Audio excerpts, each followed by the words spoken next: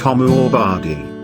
Perhaps the one person whom we can credit for introducing the concept of a regular social and economic activity at a particular place where people socialized and traded in whatever local produce available during that period was none other than William Prettyman, who was the resident of Tempus-Uc between April 1878 to October 1879.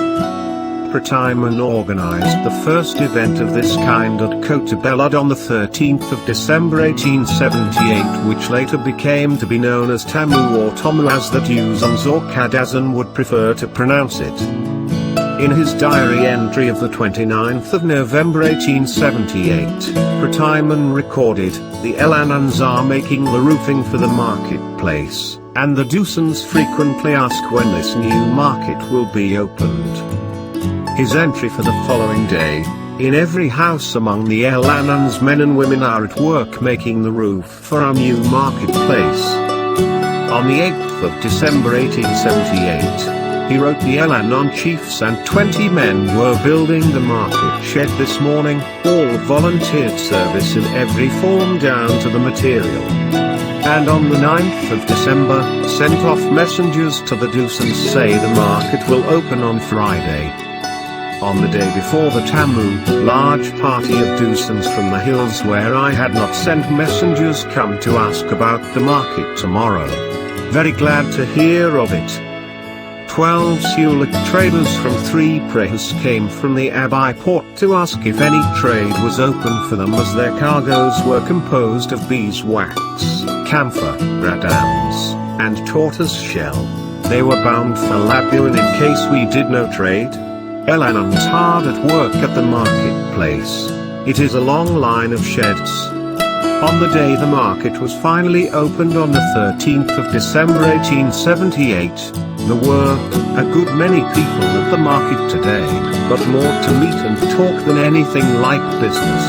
Large party of Dusans headed by their chiefs, very warm in their expressions of friendship and pleasure at the opening of the market.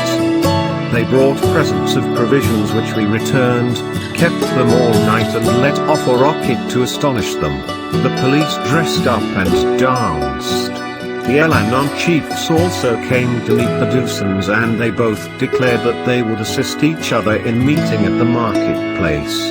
So the market was a success and it was opened again a week later.